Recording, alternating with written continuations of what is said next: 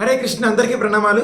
రేపు చంద్రగ్రహణం చాలా ముఖ్యమైన రోజు. ముఖ్యంగా భక్తి చేస్తున్న సాధకులకైతే చాలా ముఖ్యమైన రోజు.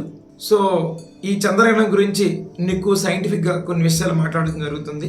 ఈ చంద్రగ్రహణం సమయంలో ఏంటంటే చంద్రుడిపై కాంతి పడకుండా మధ్యలో భూమి అడ్డంగా వస్తుంది. అందుకే మనకి ఈ చంద్రగ్రహణం రేపు మధ్యాహ్నం 3 నుంచి సాయంత్రం 7 గంటల వరకు మనం ఏమి తినకూడదు. ఆ టైంలో ఏదైనా తింటే ఏంటి ప్రాబ్లమ్స్ అని చెప్పడం జరుగుతుంది. కృష్ణ చైతన్యం సాధన చేయలేని వ్యక్తులు, గౌడీ వైష్ణవులు కాకుండా కృష్ణ చైతన్యం ఎవరైతే సాధన చేయట్లేదో 11 గంటల ముందే తినిస్తే వెరీ గుడ్ థింగ్. 11 ముందు మళ్ళీ సాయంత్రం వాళ్ళు 7 గంటలకి ఆహారం తీసుకోవాలి. కానీ రేపు అత్యంత శక్తివంతమైన రోజు, చైతన్య మహాప్రభు ఆవిర్భవించిన రోజు. 540 సంవత్సరాల క్రితం చంద్రగ్రహణం రోజు చైతన్య మహాప్రభు భూమి మీద అవతరించారు. మళ్ళీ అదే 540 ఇయర్స్ తర్వాత అదే గౌరీ పౌర్ణమి రోజు ఈ చంద్రగ్రహణం వస్తుంది. కాబట్టి కృష్ణ చైతన్యం పాటించే భక్తులు సాధారణంగా ఉపవాసం ఉంటారు. గౌరీ పౌర్ణమికి వాళ్ళు 7 గంటలకి ఆహారాన్ని తీసుకోవచ్చు.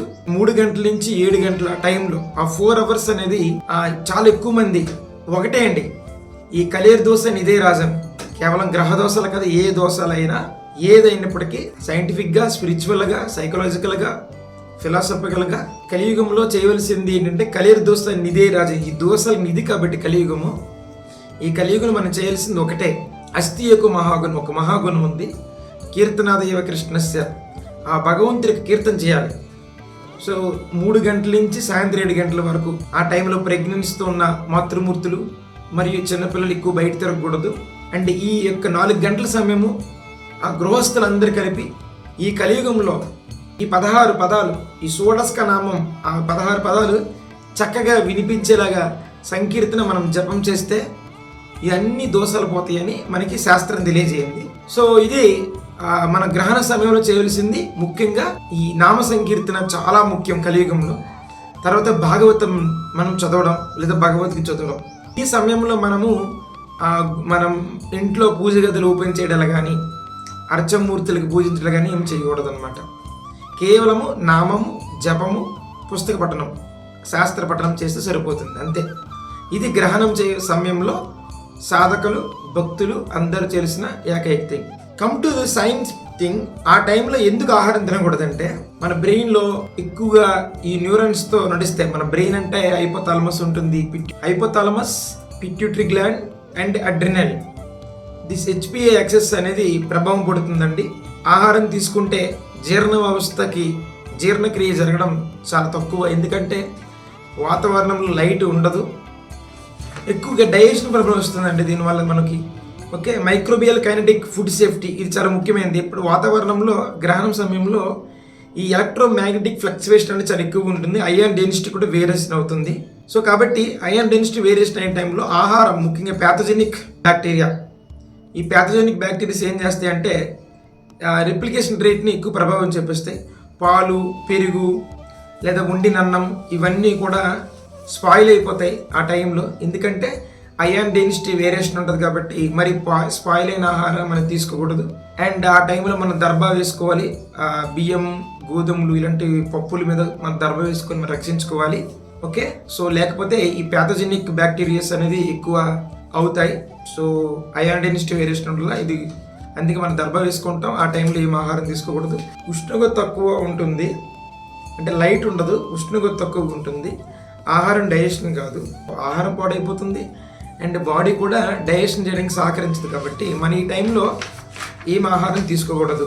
ఓకే, సో ముఖ్యంగా మన శరీరం అంటేనే ఎక్కువ హార్మోన్స్. కోపంకి ఒక హార్మోన్, భయంకి ఒక హార్మోన్, ఇవన్నీ హార్మోన్స్తో ఉంటాయి. మరి ఇంత హార్మోన్ ఫ్లక్చువేషన్స్ టైంలో మనము ఇలాగ ఫాస్టింగ్ చేయడం వల్ల అవన్నీ కూడా ఒక ఈక్విలిబ్రియం స్టేట్కి వస్తాయి.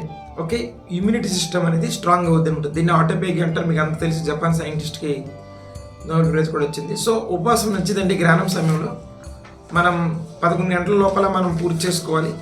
కానీ ఎవరైతే గౌడీ వైష్ణవులు ఉన్నారో, రేపు గౌరీ పౌర్ణమి కాబట్టి, మహాశక్తివంతమైన రోజు కాబట్టి, చైతన్య మహాప్రభు ఇదే 540 సంవత్సరాలు క్రితం గౌరర్భ టైంలో, ఓకే 1486 ఆ టైంలో చైతన్య మహాప్రభు చంద్రగ్రహణం టైంలోనే పాల్గొని పౌర్ణమి రోజు ఆవిర్భించారు. మళ్ళీ అదే పాల్గొన పౌర్ణమి మరియు చంద్రగ్రహణం తోడేది కాబట్టి ఇది చాలా ముఖ్యమైన దినాలు.